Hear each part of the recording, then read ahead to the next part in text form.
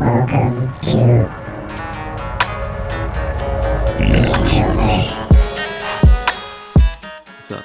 What's up? Are you going to say your intro? Do I have an intro? I was just going to say that season 1 is over of the Introverse, and we were trying to decide what we were going to do in the interim before we start up season 2, and we realized we would be right smack dab in the middle of October.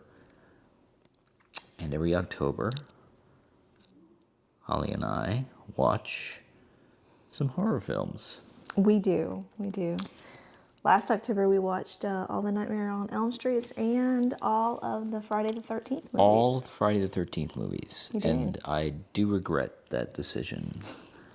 I was not... It was a lot of wasted time. It was a lot of wasted time. We could have done something better with our lives at that moment. Absolutely. And so this year, we thought we would mix it up a little bit and show each other movies that the other had not seen.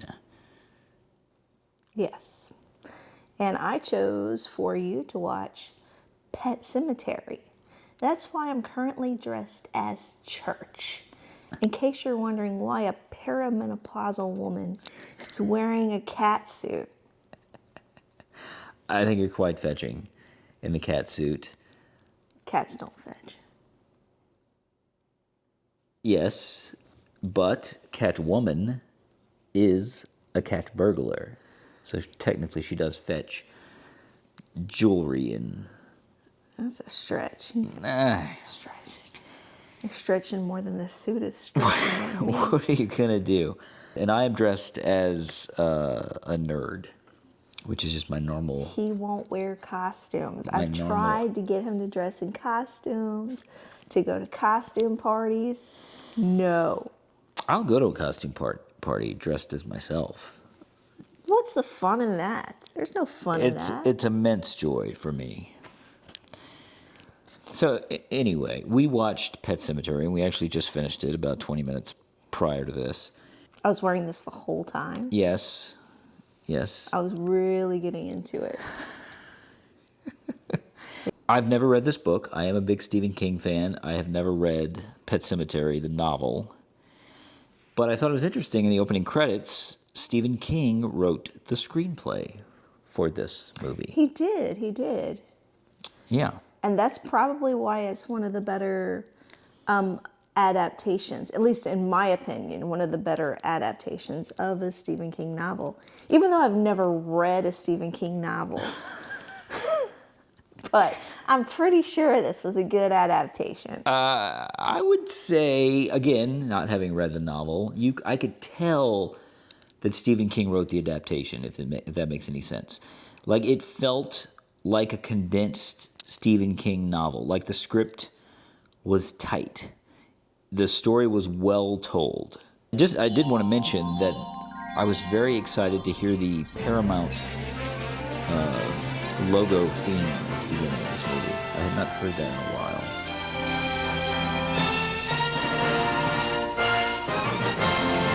Like, all the new movies now will have, like, a song or a part of the score over the Paramount logo now, and I had not actually heard the Paramount logo. I think you were more excited about hearing that logo than you were like about our wedding day. It's a good you little... were like way too excited. You're like, yeah. It's a good little bit. I enjoyed it. I'm like, wow, I like this music. It's really good. It just brought back memories of watching movies back in the 80s. Speaking of, this came out in 1989, so I was 12.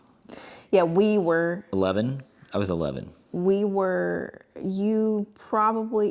11. The first note I have on here is that the mom is loud. The mom is a bitch. The mom, I did not like the mom at all. She was just a horrible character. She was just a horrible person. But the way she reacted, like, and I do think it has something to do with the actress whose name I do not know. I apologize.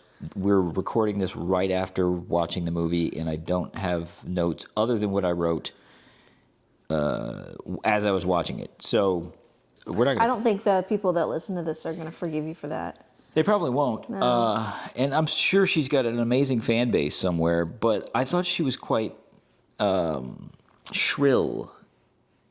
So one thing I didn't understand about like them going to the pet cemetery. Okay, they meet their new neighbor, and then the creepy new neighbor, and then they're like, "Oh, sure, I thought he was just adorable. we'll follow you."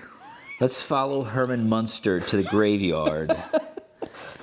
Herman Munster with a very thick Maine accent. To the graveyard. Yeah, they were way too trusting, I thought. The best developed character in the film was the father, in my opinion. Just because he got the most to do. I don't know. I thought that Judd, the neighbor, was the best developed character. Well, he was actually my favorite character. I still wouldn't have followed him into the woods. No. Judd is by far the best acted and performed character in the story. Like he's the best actor in this film. Dale Midkiff, I do know Dale Midkiff plays the father. You may know him from Elvis. He played Elvis in the Elvis miniseries. Oh yeah, I remember the Elvis miniseries. Elvis and Me. When did that come? Elvis and Me. I think it came out in the early 90s. It was based on Priscilla's book. That's what you're talking about? Oh, I'll tell you who this is. And you remembered him from a freaking miniseries in the 90s? My mom watched the miniseries, and I remember watching it, and I was like, wow, this guy he's like Elvis. And now that you've heard this, you can see it, right? No, I can't. He even talks like Elvis. I wouldn't cast him as Elvis. He does not talk like Elvis. I would not cast that guy as Elvis. He talks like Elvis. He literally talks like this the entire movie. Gage. He does not. Yes, when delusional. When his wife walks in the room and she's got her shirt unbuttoned and you can kind of see her undergarments underneath, and he throws her onto the bed and he's like, "What's up, mama?" All right, maybe that was in my imagination. It totally was in your imagination. Another reason I didn't like the mom, she uses the term shilly-shally. When did she use that term? She says, "Don't shilly-shally." They're on their way to school or something, and she says, "Don't shilly-shally." And I was like, what is shilly-shally? What do you have against shilly-shally? It's dilly-dally. But maybe it's a regional thing. No. The term, well, maybe it is. Maybe it's a Maine thing. But I've never heard it shilly-shally. Start saying that all the time now. I'm sure you will. And you're shilly-shallying right now. You need to get to the point. Well, the point of this film is that a cat dies. First off, you have a pet and 2 small children. You don't move to a house that literally has 18-wheelers speeding by every 30 seconds. And that's all that sped by. It was 18-wheelers. Well, there was another truck. There was a dump truck that drove by. But I didn't see any regular cars. They're all just what are the freaking large odds? trucks. Just large trucks. Poor real estate choice. Poor house choice. Location. It's all about location. Location, people. The dead tour guide, the guy who dies, and then he thinks he's dreaming about him coming. Pascal? Yeah, Pascal. The Pascal is basically the ghost, the good ghost. Yeah. And he's trying to keep this idiotic doctor guy from just making a bunch of horrible decisions. What's weird, this is another moment, maybe this is just 1989, physicians, when a patient dies, you just throw away his chart? Is that what they do? Just throw it in the garbage? Pascal's dead. I'm sure we'll never need this anymore. I'm sure we'll never need any of this information. Nobody's going to try to do a malpractice suit. No, I'm sure we'll never need this information again. Let's throw it in the garbage. And that could be Stephen King's lack of research. I don't know. Well, I think it's all kind of symbolic, though, of understanding death and coping with death. Oh, absolutely. That's what this entire story is about. I'm sure there's some story in Stephen King's past that is a result of this. Maybe it's because of one of his pets died, and it was a difficult decision for him, a difficult experience for him. Are you saying he killed his pet? I'm not saying he killed his pet, no. He actively decided. No, so, yeah. You gotta go. When the cat dies, okay, this is got a name, Church. When Winston Churchill dies, which, by the way, amazing cat actor. The cat's performance was fantastic. This is what I hate about modern films and I love about old movies. They used real animals in the old movies, and they actually had a personality. Like you could pick a cool dog, like Lassie or, whatever the character is. And the animal was actually giving a performance.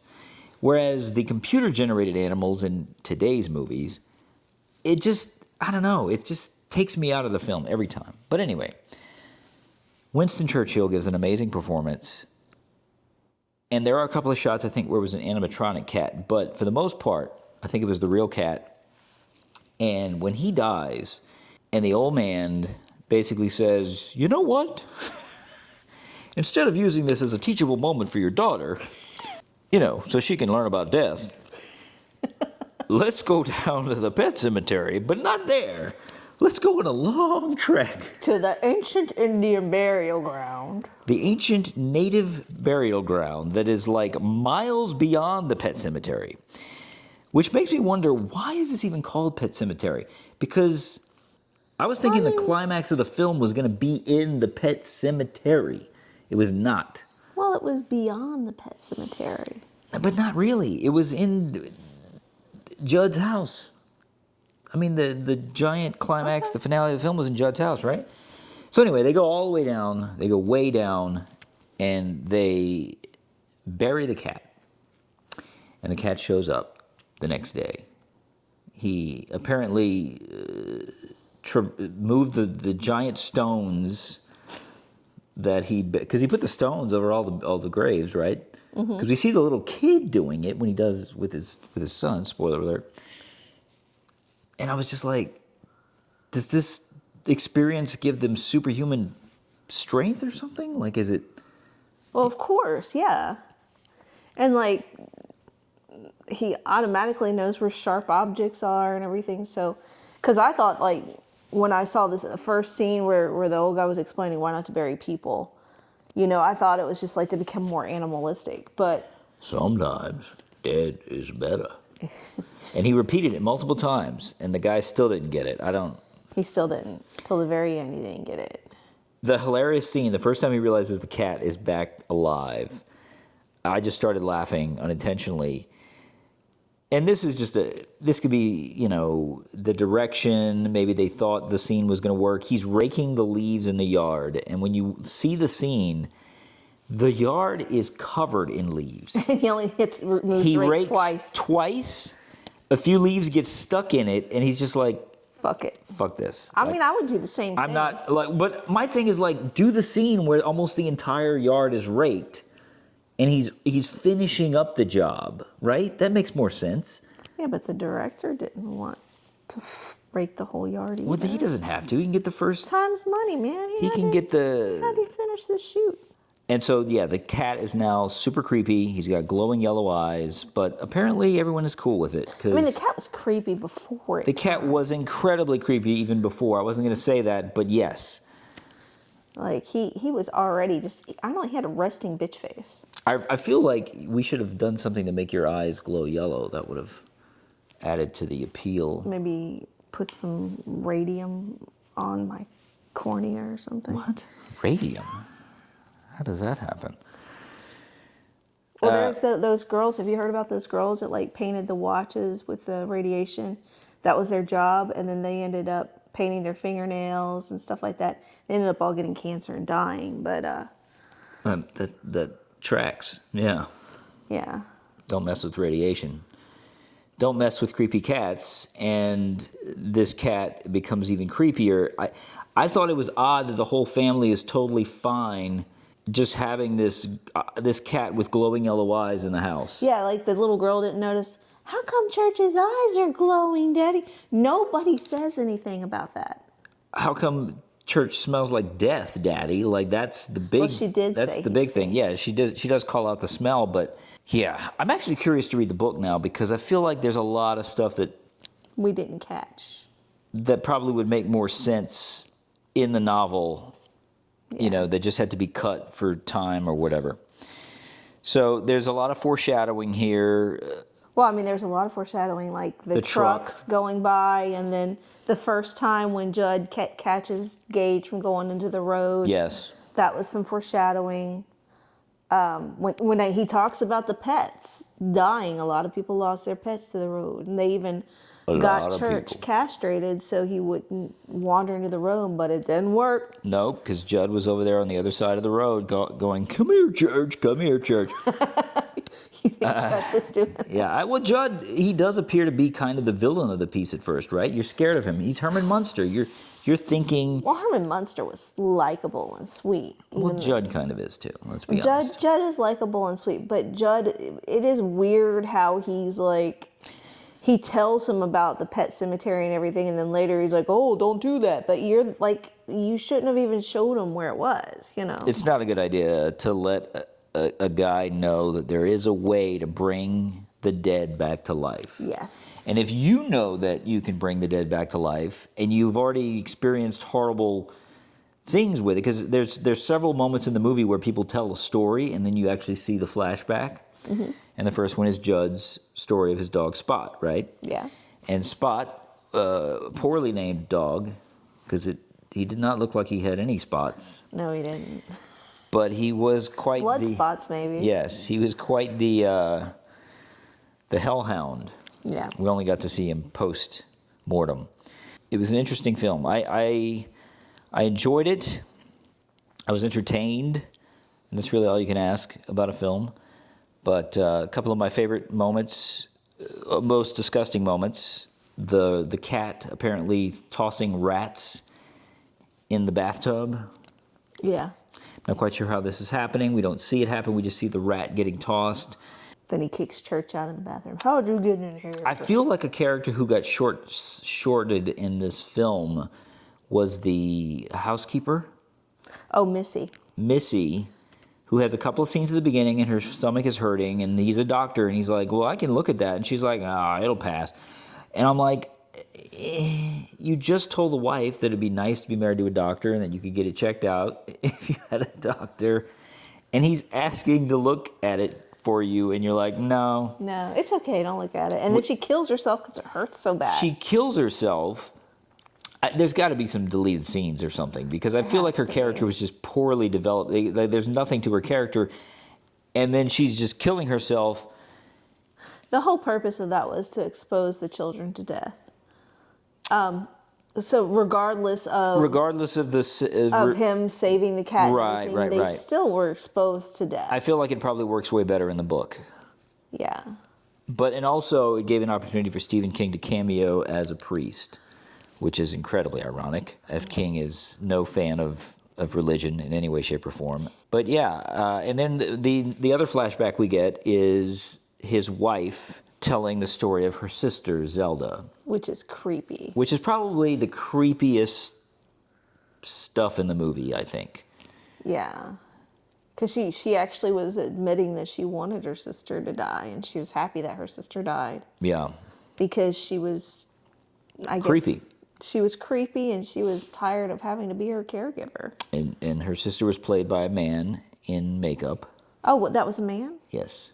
Yeah, and then the ultimate tragedy happens to the Creed family, which has been foreshadowed from the first scene in the movie. Gage, while flying a kite poorly. Well, I will say this: those scenes where the kid is the foreshadowed scene at the beginning where he's almost running to the street and they actually save him, and then the actual scene where he bites it, were incredibly effective. Like there's just something about, even if it's in a movie, your and heart drops. You see a small child running towards the road with an oncoming, big rig truck. It's just. I was just pissed at the dad. Like, why were you turned around? Like, you don't. Well, he's turned around because. I guess because I'm a helicopter parent. I think that's why. I mean, like you. Well, this is 1989. The parents were different. They let their kids do stuff, and it made better kids, I think. Gage's funeral, yes. There's a lot of animosity between the father and. Oh yeah, Gage's funeral is a hot mess. It is the father which again I feel like there was just a slight hint at his wife's father's hatred of. And I kind of feel like in the book they probably developed I guarantee you that that it was hatred a developed. lot better. Oh yeah, yeah. And there's probably other instances where he talks to them on the phone or they're visiting or something. Yeah, like he doesn't go to Thanksgiving in the movie because of it, but And you realize after it that the husband does not like the father-in-law because of the way they treat his wife, their daughter, because they blame the sister's death on her. But she was 8 years old, and how are they expecting? Yeah, you left a child that ill with an 8-year-old by herself. It's absolute insanity. I feel like it's better explained in the book. In the movie, it just seems like they're idiots. And why would you ever do that? And why would you get so upset, And then immediately you're penitent at the airport, Oh, I'm sorry, I lost my head. I actually punched you in the face at your son's funeral. And your son's coffin fell to the ground and opened up in front everybody of everybody. saw his little dead arm. And what about what Gage? Like, you notice that painting that was in her parents' house when they were showing the scenes with Zelda? Yes. And then the scene of Gage later, I guess that's what he wore in the coffin. They had some weird ass art in the wife's parents' house. I'm assuming that's what he wore in the coffin. Like, why would she put that costume on her son? I don't know. When he died. It was weird. I feel like that might have been something else in the book that was not explained. Maybe that was another younger brother that she didn't know or something. I don't know. The moral of this story, to me, was let dead things die, and some people never learn. It's about accepting the people you love are gone. It is, but I feel like it's also people are stupid and they just don't learn and they repeat their mistakes despite all the evidence to don't ever do this again. Like, to me, the cat was enough evidence to not. But grief makes you lose logic. That is true. That is true. All sense of logic. I just felt towards the end that he was becoming a horror movie character that just does stupid things for the sake of the plot to progress. That's very true. Yes. And then when Gage is a freaking little psychopath and he's just slicing people left and right, kills Judd, kills his mom, which, by the way, very effective, horrific sequences. We watched it on Max, on the streaming service Max. It said it was rated PG-13. That has got to be complete bullshit. This movie, there's no way this is rated PG-13. I didn't understand the mom, like the kid's sitting there wielding a surgical knife, and she's like, "Oh, come here, darling." And then, of course, she is, again, grief makes you do crazy things. But this was just, and then to top it all off, after you think, okay, this dude has finally learned his lesson. He's burning Judd's house. And again, great stuff. I love that it's actual fire. I find in all the new movies and stuff, it's all CGI fire and it looks horrible. And it just looks fantastic. They actually burned 2 houses to the ground in this movie. It appeared anyway. And it's a great scene where he's holding his wife's lifeless body. And you think, okay, he's going to walk back to his house and this is going to be the end of the movie. At least I did. And then, no, this stupid fucker walks back down to the pet cemetery and all the way to the native burial ground. And he waited too long with Gage. Yeah. It's going to work this time. It's literally the definition of stupidity. Yeah. I guess that's true. Keep doing the same thing and expecting different results. I will say, killer ending scene. Killer ending scene. The wife walks in, still missing one shoe, so even when he buried her, he didn't bother taking her other shoe off, so at least it would kind of match. That's probably why she was so angry. Oh, and he was making out with her when she had juice coming out of her eye and everything. That was a great effect. I was like, that makeup is amazing. I don't know who did that makeup in this film, but for 1989, that was some badass shit. I was super impressed with that scene. It was grossing me out, and I was looking at it to see, like, okay, it looks fake, but it actually looked really good. My question is if somebody you know and love died. I knew you were going to ask this. Would you take the chance without knowing all this happened in this movie? Would you take the chance? No, well, no, I don't think so. Because I feel like death is death and you know.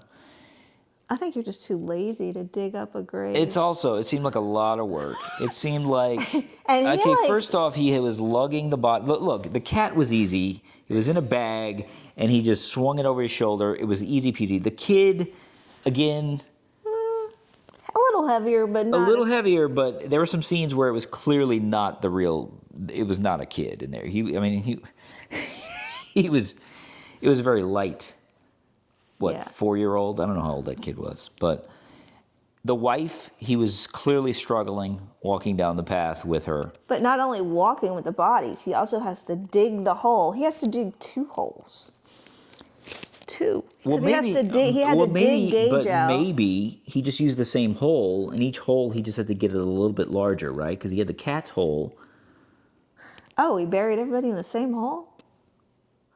Well, isn't it like the magic hole? Yeah, but he put it back, everything back in, and stones and boulders on top. But I got to give it to this movie. I do think it was a pretty good movie. I mean, it was definitely better than all of the Friday the 13th and all of the Nightmare on Elm Streets that we watched last year. Oh, by far. So I think we're off to a good start this year. Yes. I think the movies are hopefully going to be a step above. What are we going to rate? I mean, I picked Pet this movie, Sematary. so I mean, we've gone through so many rating systems. We're on the Introverse rating system. I don't know. I liked it. I mean, it was no. Hereditary? No, I didn't like Hereditary. It wasn't like the others. The others were. Oh, The Others. That's your favorite. Yeah. Yeah, The Others was amazing. What about you? What would you give it, D-Dog? What would I give it? I would give it. I'm going to go 3 stars. 3? Is that the middle range? Well, technically 2's it's 3 out of 4. So. Okay. So I would say I would watch it at home with a friend. So 3?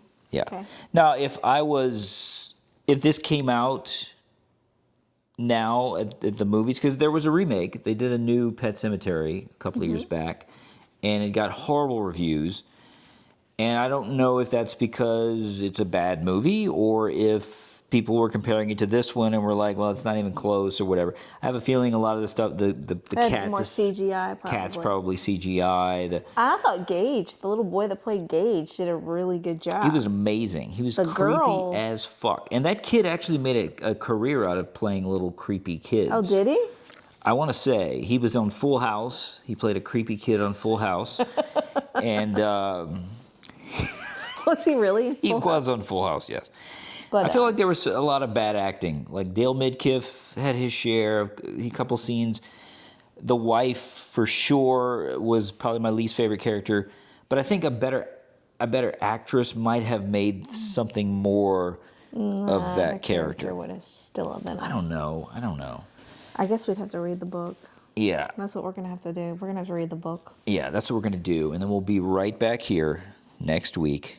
Not next week. Talking about the book. Because it's a pretty long It's book. only 800 pages. I think we can handle it. It's taken me how many weeks to read that 300-page book that Hey, this is Greg from the Introverse podcast. You can follow us on Spotify, Apple, or wherever you listen to podcasts. We're also on Introverse Pod on social media. Thank you so much for listening. What he said. Yep, nailed it. Boom.